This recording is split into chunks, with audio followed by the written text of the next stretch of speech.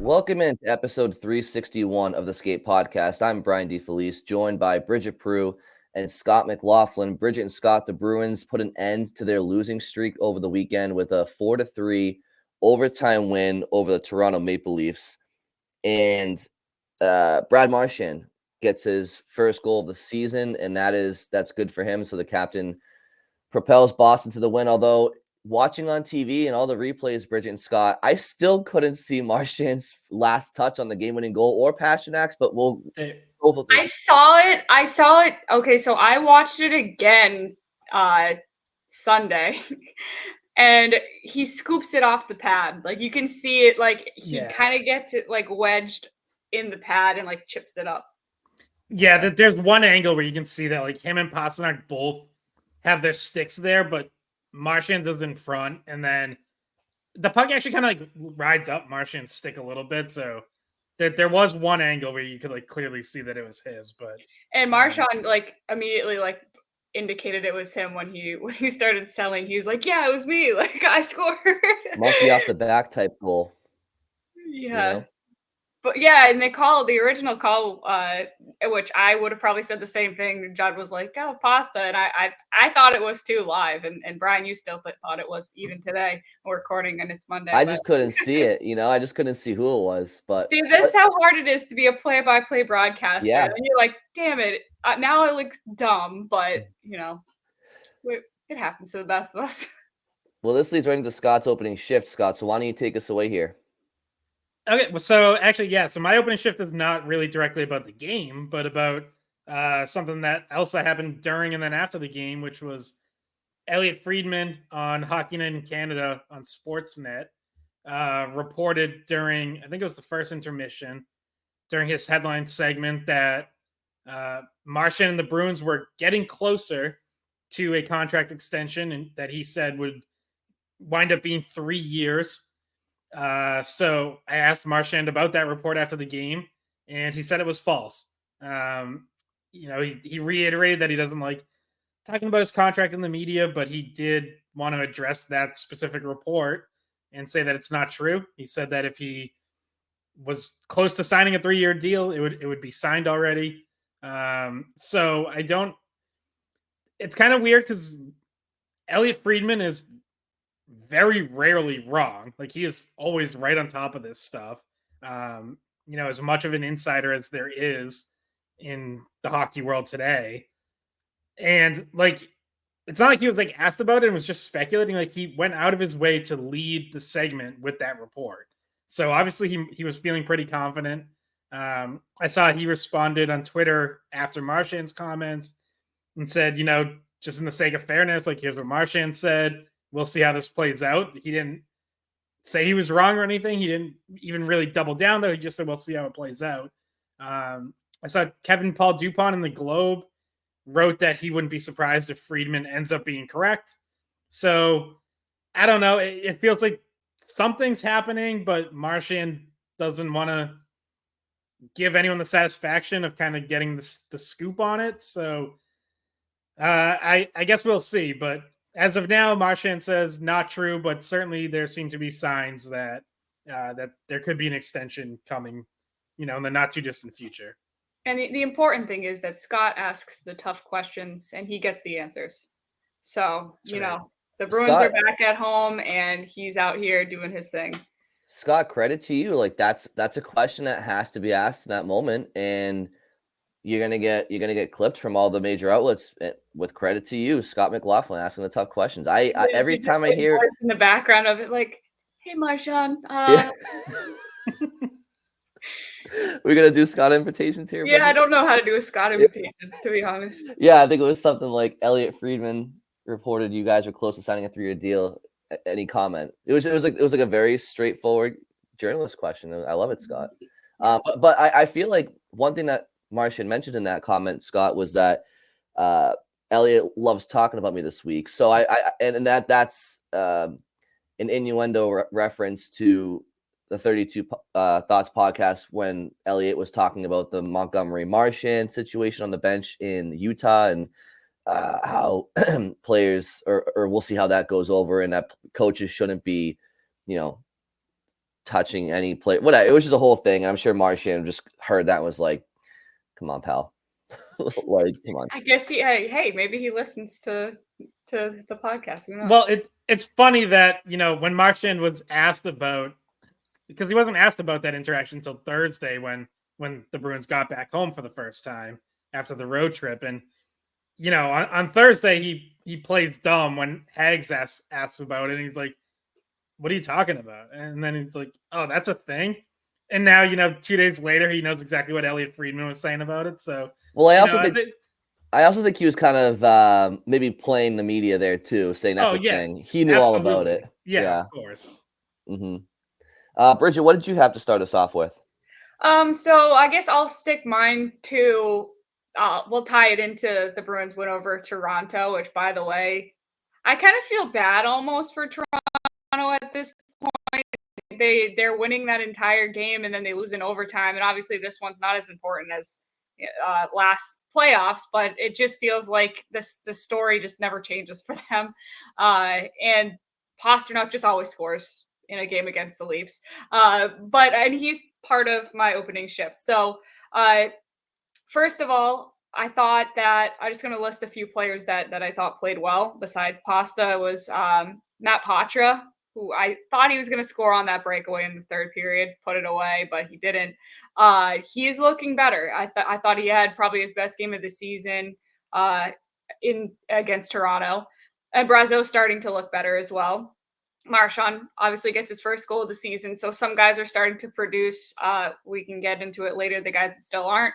But one thing that we brought up, I think 2 episodes ago, and that we keep coming back to and noticing is that when Poitras and Pastrnak are on the ice together, there's some sort of connection there. They look good on the ice together.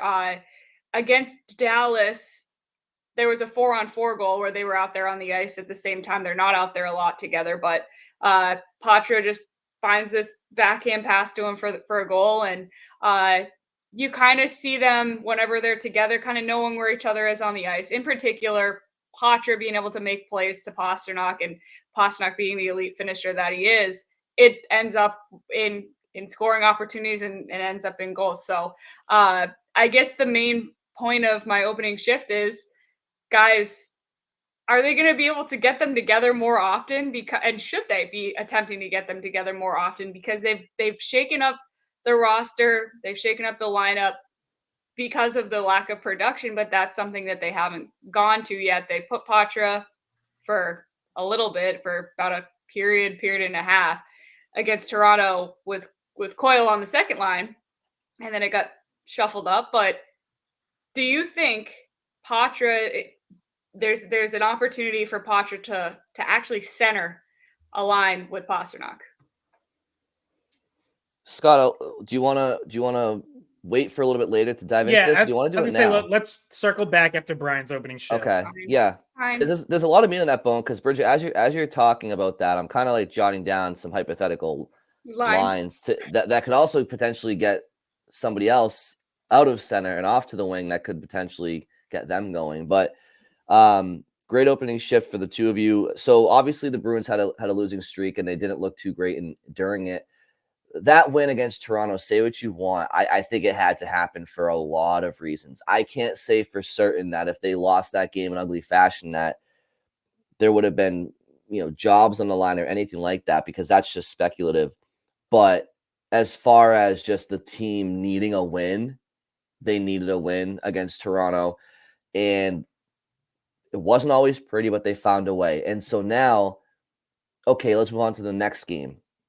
And can they turn a much needed win into a building block for them on an individual basis for some players? Bridget, you mentioned Marchand gets his first goal of the season, but also as a team, you have a struggling Flyers team in 2 of your next 3 games. So can you start to turn this into a bit of a win streak and start feeling good? That's kind of what I want to know. Or are you not gonna take advantage of the momentum that should be derived from a win like that on a Saturday night in Boston against a rival team? So that's what I want to see next out of the Bruins. I want to see if that win can translate to confidence, because we talked about over the last few weeks here just why they aren't playing so well. And I really am an adamant believer that, especially when a lot of things are going wrong, it's really tough to fix it in the moment, X's and O's wise, because you start overanalyzing and overthinking. And the best medicine for a team that's struggling is just finding a way to win, because I really do think that confidence can help alleviate blemishes more than X's and O's and studying film. So I think hopefully they have some confidence after that win, and we'll see what they can make with it. Yeah, I think the most encouraging part of this win to me was that at multiple points during the game when they could have gotten deflated or, let their game slip, they didn't, because we've seen that happen too many times this year where even when they do play well for a stretch, all of a sudden, like, one thing goes wrong and then it just snowballs. We talked about it after the Dallas game on Thursday. They had, a really strong start to that game. I think they were up 10-3 in shots early on. And then all of a sudden, like, they give up a goal. They start getting into penalty trouble. Dallas keeps scoring the power play. Next thing you know, the game's gotten away, and the Bruins just never find a way to get back on their game. Well, against Toronto, they once again have a really good start. So that's becoming an encouraging trend as they are starting games well. Play a really strong first period, but it's 0-0.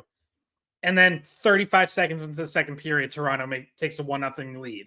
And I'm sitting there in the press box and I'm like, oh, here we go. Like, there's the moment that gets them off their game. And now, they're going to fall apart again.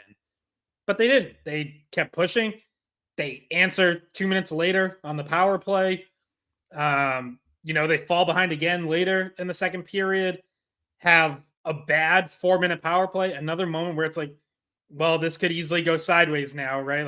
Like, they're trailing again. They can't take advantage of a 4-minute double minor. But then the very next shift right after that, third line jumps on the ice, and it was Frederick Poitras at that point that was already after Montgomery had changed up the lines from what he started with, and they score right away the very next shift. And then the fourth line goes out and scores a shift after that.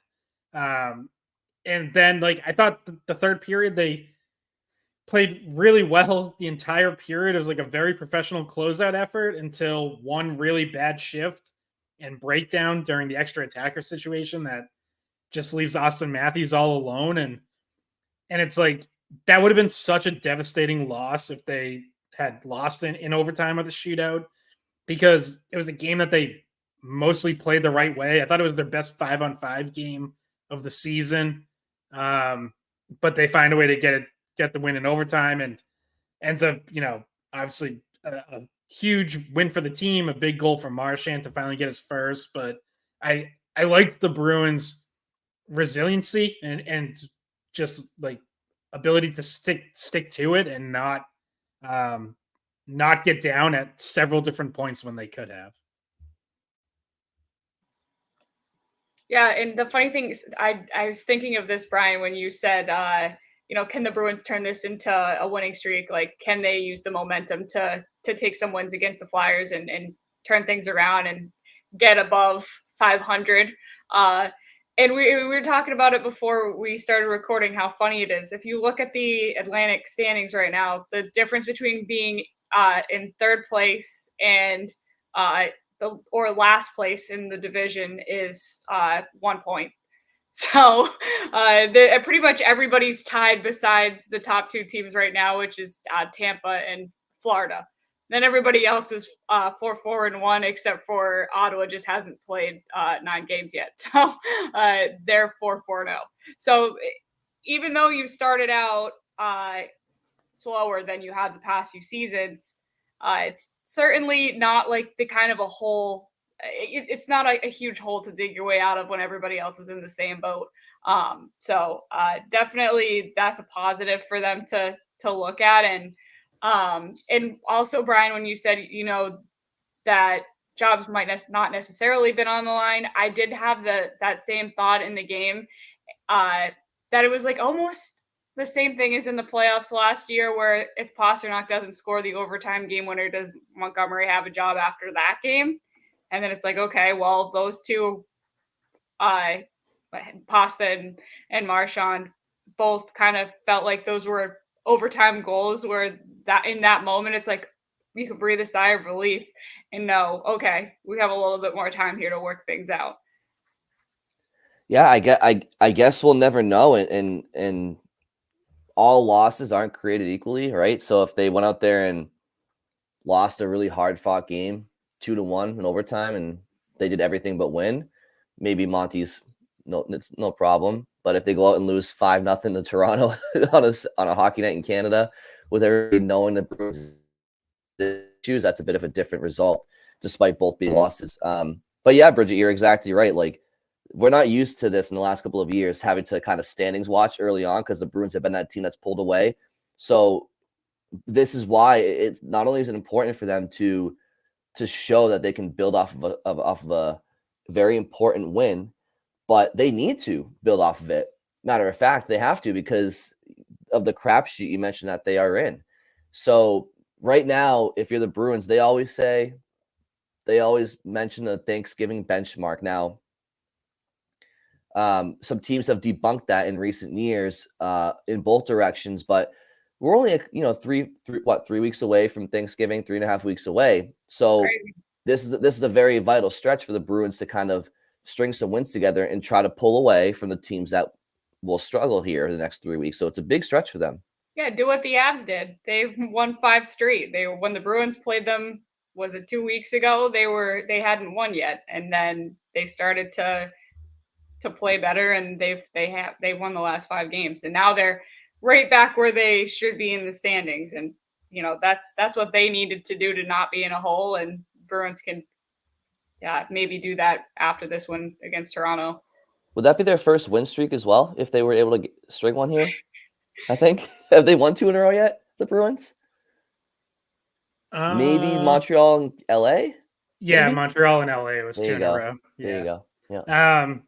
But yeah, and 2 of their next 3 are against the Flyers, who are really struggling, really having a tough go of it out of the gate. So like, those are 2 games that you should take advantage of, and I think you have to. Like, if you're talking about, if we're already doing a little bit of standings watching, and if we think Montgomery's seat might even be warm, like, yeah, these are teams you have to beat.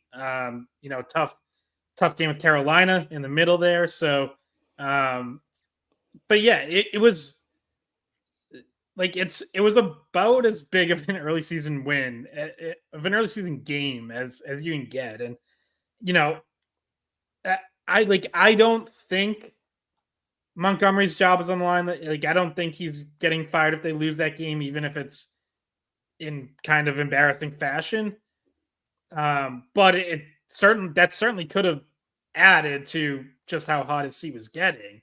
And I will note, like, Darren Dreger was on TSN radio, I think it was in Montreal, on Friday, just ahead of the Bruins Leafs game, and he said that he thought Bruins ownership and management were starting to have some tough conversations, and that there were going to be a lot of eyes on that Toronto game. So whether you think, it could have actually directly led to his firing, or just kind of added to the heat, there's no doubt that it was an important game. And it does seem like, at the upper reaches of the organization, if you believe Dreger, like, those conversations were at least starting, or at least kind of touching base on them, if not maybe even going further than that.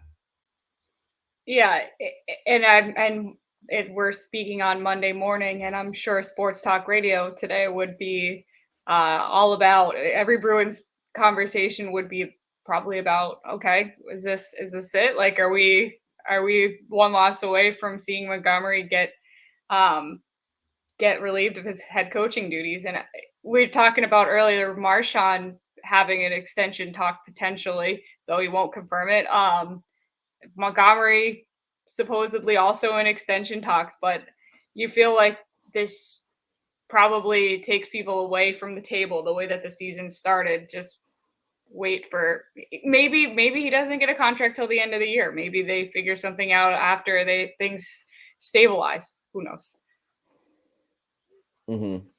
Yeah. Like I said, it's fortunately a game we don't have to play in reality right now. It's more of a what if, because the whole what if the Bruins lost 5-0 to Toronto didn't happen. So we will move on from Jim Montgomery because they won, and there's no reason to talk about him having any job. Not that it really was dependent on that win. I just think it's a very vulnerable time for the Bruins heading into that game last night or on Saturday. So glad that everybody kind of put their best foot forward and found a way to win, and that's what needed to happen. That there are certain games throughout the year where you'd rather just see a team play a strong game and lose as opposed to playing like shit and getting the 2 points, because it's about the process more than it is the points. Because if you play the right way, the points will follow. Then there's games where nope, you got to get those 2 points no matter how it happens. And I think that's what Saturday night was for the Bruins. So talking about the game specifically, the Bruins had a good response where they were able to build off of a goal from Justin Brazeau, and then the fourth line again. Don't know how long we're going to keep calling them their fourth line, but Johnny Beecher, Cole Koepke, and Mark Haslick combined for what I believe was at the time was the go-ahead goal for 3-2. So, yeah. Bridget and Scott, just your guys' opinions on that glimpse from the Bruins being able to build off of a goal with quick strike offense. Well, so I've been saying this, but the fourth line always comes out after somebody scores a goal, either team, and then they just score right away after. Like, they have so many goals this season that's only a few seconds after either the opponent or the Bruins score, and they did that again. And the pass, it wasn't necessarily a no look back in pass, but he only took a little peek over the shoulder. Beecher's pass out in front to Kastelik, and I don't know if you guys heard Matt Poitras mic'd up talking to Beecher on the bench, and he's like, what the heck was that? Like, how did you even do that? He was just giving him props, and it was just funny because those two live together, and you can tell that they're pretty good friends at this point. But yeah, and then he also was saying to Koepke at one point on the bench, he says, "You're so fast." I was like, this kid is just too nice. He's just giving everybody compliments on the bench. But yeah, both of those lines end up scoring. Poitras takes a shot that ends up with a few rebounds in front of the net, and Brazeau puts it in, and then right after that, fourth line comes out and scores. So you're getting some bottom six scoring. Pretty encouraging the way that Brazeau has started to play. He was looking a little bit slow getting into the season, but now he's doing the things that he's best at, which is going to the net, getting rebounds, just playing in that area of the ice as best he can now. So that's starting to look up, and Poitras looks like he's starting to gain some confidence. And then the fourth line, more of the same with them, which is just funny that they've been able to consistently produce more than anybody else for the Bruins.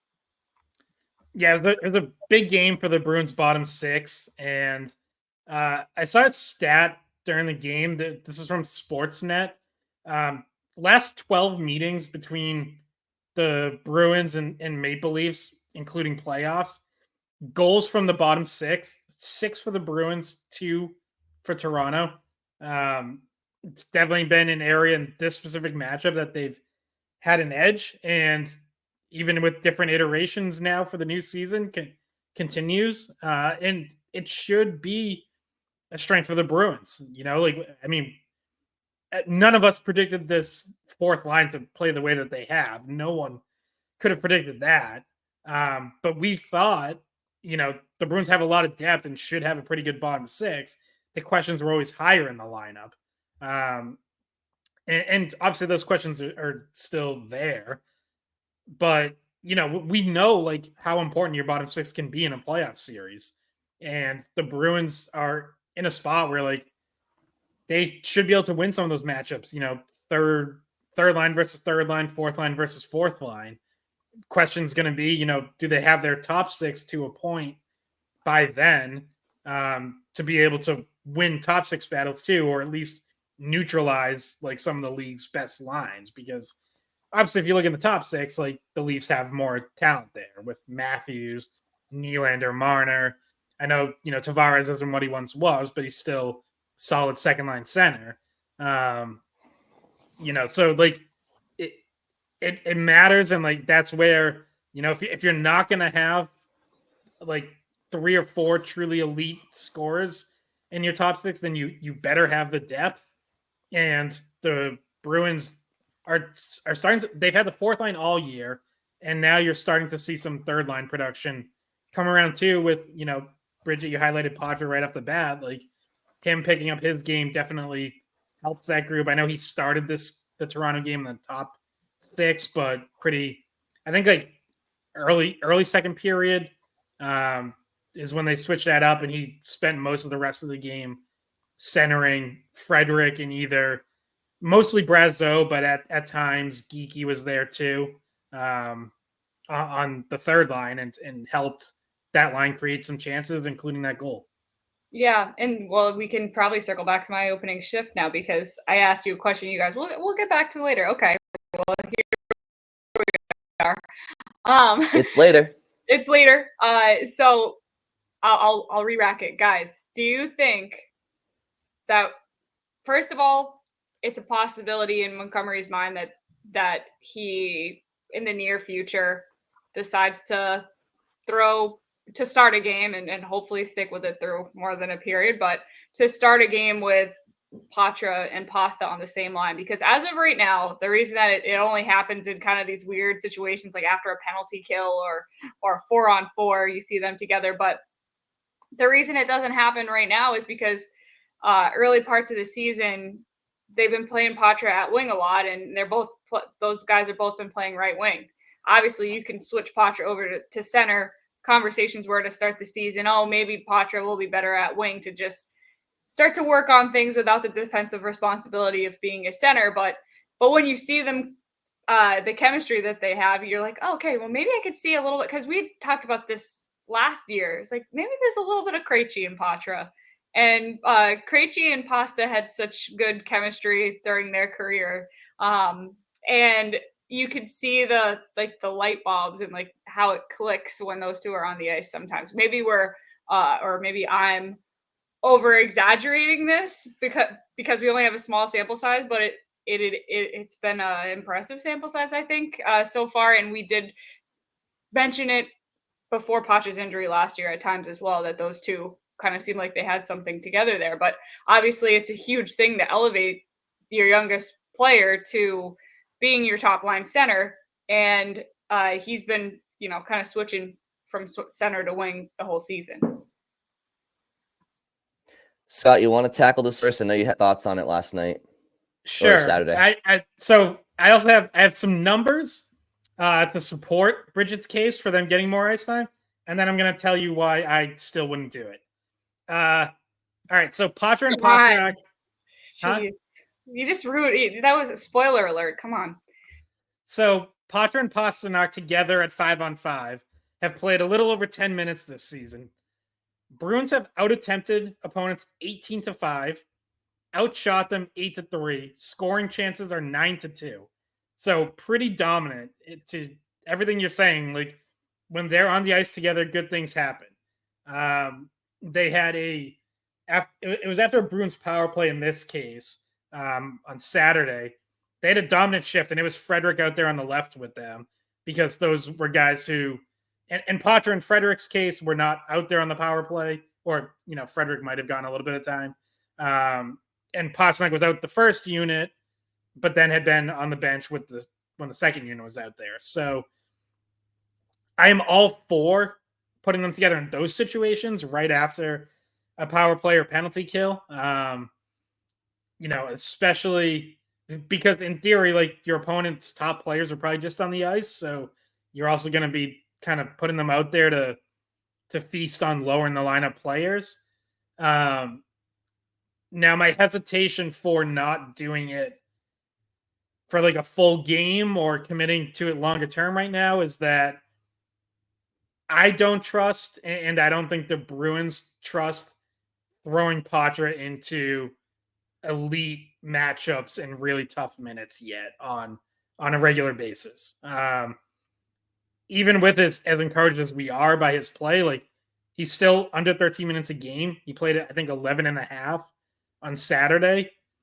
If you're moving him up to number one center duties, even if you're not adding more special teams time to his plate, even just that 5-on-5 workload, you're going to be talking about 17 minutes a game.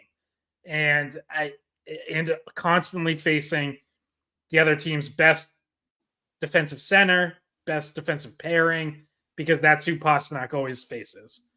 I think it'd be a lot to ask of Poitras. Listen, he's exceeded a lot of expectations already in his career. I'm not saying he definitely wouldn't be able to handle it, but I think I would let the season play out more and see where he's at, second half of the season before you maybe give that a longer look. I also still want Pastrnak and Elias Lindholm playing more together, because I still think that is most likely the combination you're going to use all year. So I want to keep giving them time to build chemistry as well. Yeah, because Brian, what did your lines end up looking like if you had Poitras up there? Because you're moving guys off that line. Like you're probably moving Lindholm off that line, putting him. Nope. No, you're leaving him on that line. Okay, let's hear it. So, and I just want to. So both of the points you guys have made, I agree with everything you guys have said. So I want to see it for all the reasons Bridget, you mentioned, and Scott as well. And I also feel like it might be a little too soon given the fragility of where they are in the standings. I think you might want to go with some guys that have been there and done that a little bit more, just to kind of get through, maybe get yourself some leeway in the standings here, try to break away from the cluster that is the Atlantic right now. As you guys mentioned, 80% of the division is 4-4-1. So, but with that in mind, Bridget, to answer your question directly, if the Bruins were to put Pastrnak and Poitras together at 5-on-5 for a game, I would do Poitras with Pastrnak and Zacha. And then the second line, I would get Coyle off of center. And maybe this is a knee-jerk reaction to having 1 point in 9 games and being in the basement of the Bruins point production right now. But also, I could see a world. I know you said it's likely that Pastrnak and Lindholm play together for the majority of the season, and I understand why you'd say that, and I'm not saying I disagree. But I could see a world where Marchand and Elias Lindholm click, because it'd be the first time that Marchand would have a player of Lindholm's caliber. Bergeron's caliber is higher than Lindholm's, but Lindholm plays a similar style to Bergeron, better than Coyle does, and is more polished offensively than Coyle is. So I could see Marchand gaining similar chemistry in a way similar to the way he did with Bergeron based on the way they play, but not nearly to the level of Bergeron and Marchand's chemistry, because that was just like league best for almost a decade or maybe even more. So I'm not trying to take Bergeron and Marchand off of their pedestal. They will always be there, but I think everybody understands what I'm trying to say here without sounding like an idiot. So I could see Marchand, Lindholm, and maybe Coyle on the wing. And it's a NHL veteran line. They should be great defensively, all three of them. Then the third line, maybe you have Frederick with Geekie centering Brazeau. Maybe Tyler Johnson is signed, which we can talk about Riley Tufte being waived, possibly for a Tyler Johnson addition, and then the fourth line as is.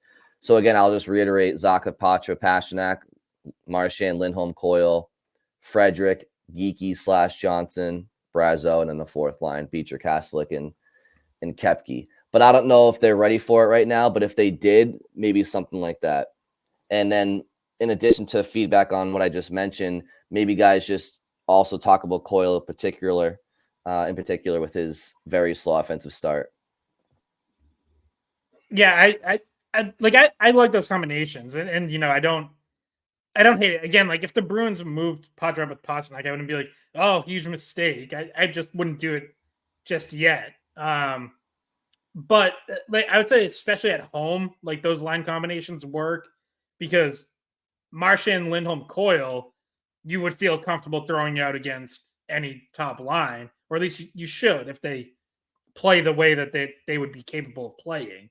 And then maybe you could try to get Poitras and Pastrnak more favorable matchups, or at least second line instead of top lines. On the road, obviously you wouldn't be able to avoid it, so they'd get tested. But yeah, like I don't hate that idea. And as for Coyle, yeah, it's tough. Like I thought he had shown signs of starting to get more involved, and starting to look more like the player we're used to, where he was holding on to pucks in the offensive zone, and then I feel like you've seen it slip a little again. Like it's just been inconsistent.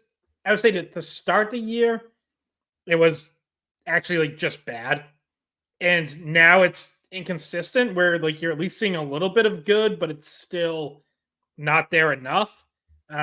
So clearly there's still another couple steps for him to take. But yeah, I don't know how to explain it. Like I don't really. He hasn't historically been like a slow starter. Like Trent Frederick has always been a slow starter, and like I don't know why. Like maybe he has to change his summer routine or something, but it seems to happen every year. Trent Frederick gets off to a slow start.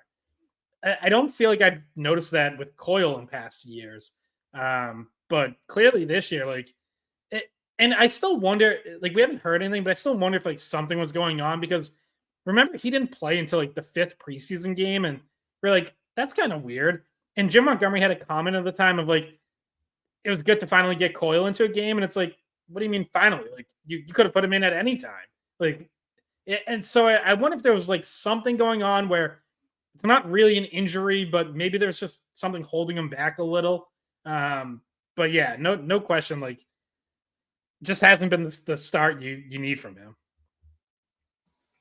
No, yeah, he's, when I was alluding to some players that had started to turn things around, he's still kind of stuck in that position, and I think Geekie is too.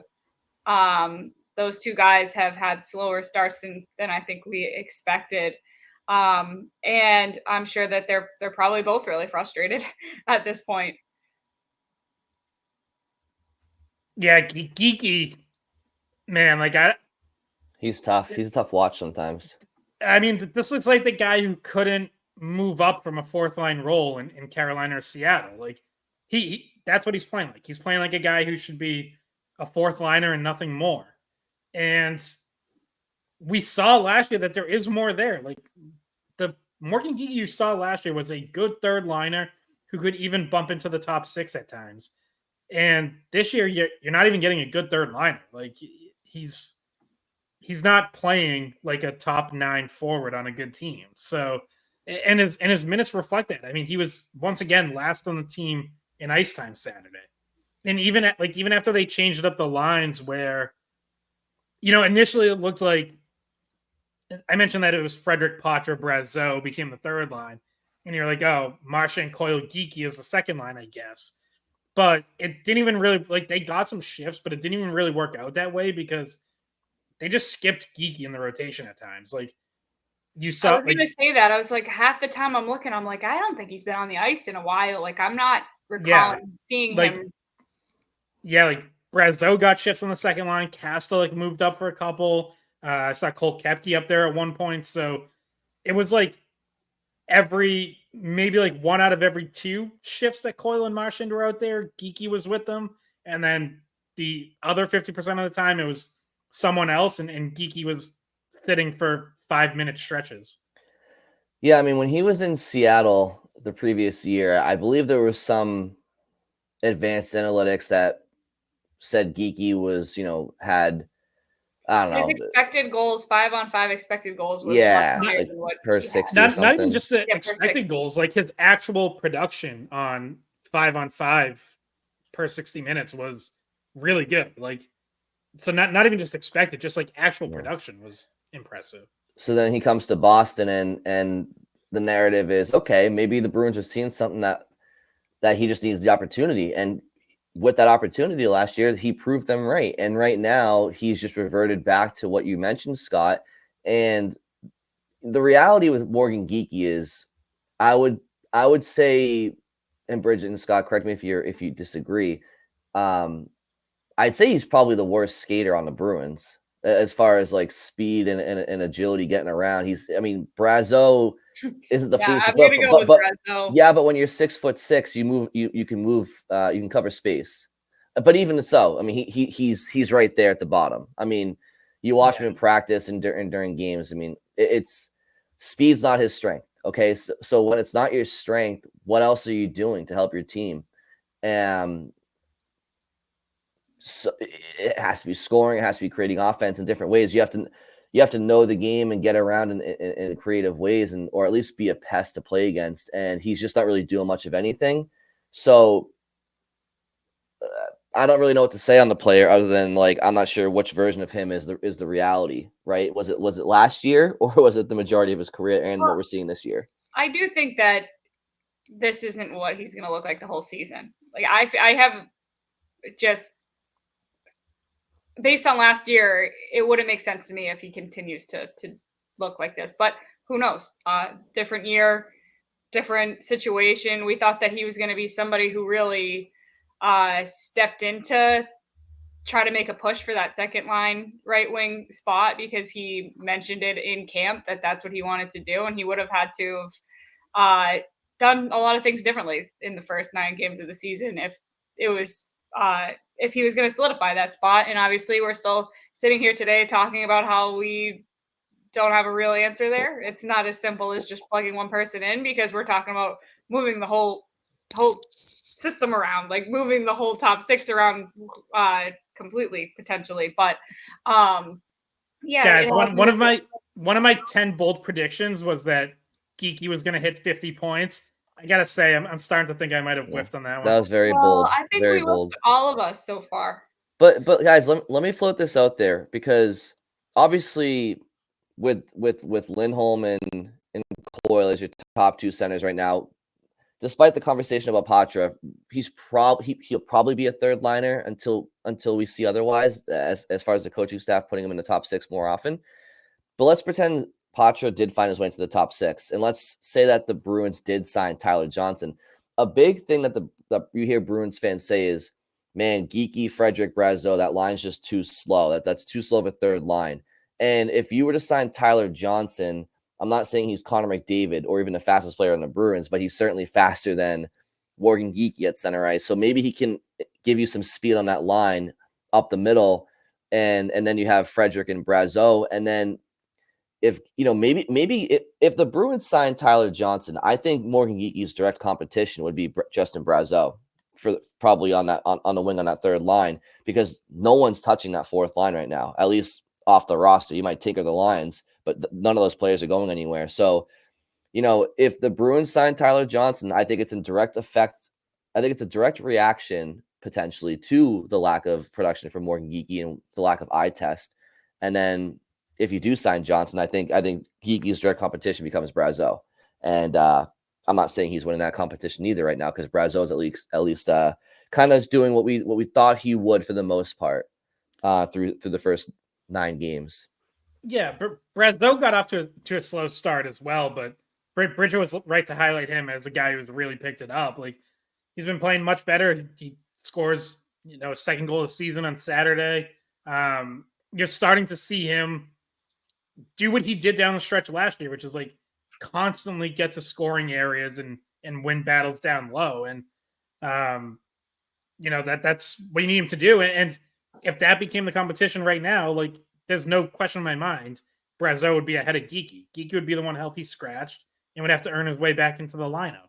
And on that topic, we should know, like, they could sign Tyler Johnson any day or any hour now. We're recording just before Monday's practice. We'll see if maybe they announce a move during practice on Monday. Yeah, because they had the Tufte. They waived Tufte. He clears waivers. He's in Providence now. But then there was no corresponding move, right? There's waiving him, but then there's no adding anyone as of right now. Like, we were all kind of sitting around going, oh, I wonder, like, is today the day that they announce something about Johnson or move up Lysell, but so far there's been no corresponding move. Yeah, they have like $1.2 million in cap space now. So that, I think that should be enough to sign Johnson. But there is also, I'll just note this, there is also a benefit. Like, the longer you wait, you accrue cap space every day. So in theory, like, even if they wanted him to play Tuesday night, they could wait until Tuesday to sign him. And that would be an extra day of accruing cap space. So the more I think about it, my guess is maybe you don't get an announcement Monday. But we'll see. Like, the cap space is there. They made the waiver move they had to make. So right now they're, a body short and with $1.2 million sitting around. So feels like you're getting a Johnson signing very soon, but hasn't, as we record at 9:15 a.m. on Monday, has not officially happened yet. And Danton Heinen, I believe, signed on October 27th last year. So, or give or take. So that's obviously the range we're in right now. So kind of in line with the model they did with him last year on a PTO, keeping him around for just about a month before signing him. All right, Bridget Scott, we have a few minutes here. Any final thoughts before we sign off? It's Bruins Halloween Day. They're going to the hospital and dressing up, and I can't wait to see what the theme is. I love to be there these days, but I can't because I have a doctor's appointment. So I'm really disappointed with that because it's always a lot of fun. Like, you see, I'm glad that I got to see in person Derek Forbort dressed as Princess Peach that one time, and just how absolutely miserable he looked having to wear those silk gloves and the crown and the skirt. But Scott, you're going to be there, so enjoy it. Get some videos because that's always a fun day. Yeah, my last thought before logging off is not Bruins related. Well, I guess it kind of is because all things Florida Panthers are Bruins related. Did you guys see the goal Matthew Tkachuk scored against the Islanders? Did you see this video? I did, and yeah, this is the dumbest shit I've ever seen, guys. Like, so he bumped into Semyon Varlamov, Islanders goalie. Varlamov gives him a little bit of a whack. Tkachuk skates through his stick to knock it out of Varlamov's hands, then circles around the net, cross-checks Varlamov, no call. Shot comes. Varlamov has time to reset. Shot comes in, squeaks behind Varlamov, and Tkachuk knocks it into the net for a goal. And then as he's like skating through a scrum to get past Varlamov, he shoulders him in the head and then gives him a jab. Like, no joke, committed like 4 penalties on this play, like 2 of them before the goal was scored. Somehow there's no call. The goal stands. The Islanders didn't challenge it. So I'm like, and like the caption was perfect. I think it was I forget who tweeted the video, so I apologize to them. But the caption was like, "Boy, is this a Matthew Tkachuk video if I've ever seen one." Yeah. It was just like, it's like, well, it was, how does it happen? Like, how does he get away with this stuff? It was genius because if you go back and watch it, you want them to call him for goaltender interference, but none of the infractions, and I will say that they were infractions, none of the infractions he committed, like, happened directly before, which is what the NHL looks for. So it's like, and it was kind of like, but it was just, everything was like so they couldn't challenge, but done. they should have just called it. I mean, the big one to me is the cross check, and like, I know it's not the hardest cross check in the world. Like, I saw people were like, "Oh, you're acting like you like tried to kill VAR." I'm like, no, but he did cross check him, and like 999 times out of 1,000, if you do that to a goalie, you're getting a penalty. Yeah. So it was, yeah. Well, the first one too, like backing into Varlamov, like there was no pushing him into him. That was like the first thing that really should have been called, if anything, But hey, that is and why then like the extra jab during the scrum after, like just for the hell of it, just on his way by. It's like, but like I was thinking, like, how different was that than what Brad Marchand got suspended 6 games for? Now, like, Marchand's jab to Tristan Jarry was more obvious. He wasn't in the middle of a scrum, so it was easier to see in real time. And then he did the stupid, like, sticking his stick out thing. But I'm like, that wasn't that different. And, like, Marchand got suspended 6 games. Tkachuk gets no penalty and a goal. Timing is everything. Yeah. Marchand does it when the refs are looking. Tkachuk does it when they're not. And that's like, Marchand used to be good at that. But I mean, that Dallas penalty over the week on Thursday was a perfect example. Like, the ref's looking right at him and he cross checks him in the back. It's like behind the play. It's like, what are you doing? So Tkachuk knows when to do it. That's the difference. And by the way, if that was Swayman and not Varlamov, do you think Swayman fights him? Yes, he would. Yeah, Tkachuk. Well, Tkachuk. Yeah, he would have gotten a blocker to the chops. Like, that was the other thing that surprised me. I was like, if I'm Varlamov, like, before the Panthers even have a chance to shoot, like, I'm throwing a jab to Tkachuk's face and stopping play. Like, Well, we don't see them until January, so I won't give them any real estate until then. But I actually thought it was like, it's one of those situations where if it's not the Panthers and it's like, if that's a Bruins player, it's like, you're just like, that's just masterfully done. And if Tkachuk does that in the Four Nations face-off and it's in favor of USA, I'm all for it. So you got to respect it. You got to respect it, the craftsmanship that he does it with, truly. You know, but hey, the goal he scores, I'll give him credit. He's in the blue paint. He's in the blue paint. You know, like, you got to go to those areas to score. I'll give him credit for that. But anyway, Scott, we'll let you go because you have somewhere to be, and we all do. So thank you all for listening and enjoy the rest of your Monday. Hey guys, thanks for watching the Skate Podcast. If you want to see more of our videos, visit our playlist. Not in front of a screen. You can listen to us on Spotify, Apple Podcasts, or wherever you get your podcasts. Don't forget to follow us on social media. And if you enjoyed this video, please don't forget to give us a thumbs up, subscribe to our channel, and leave a comment.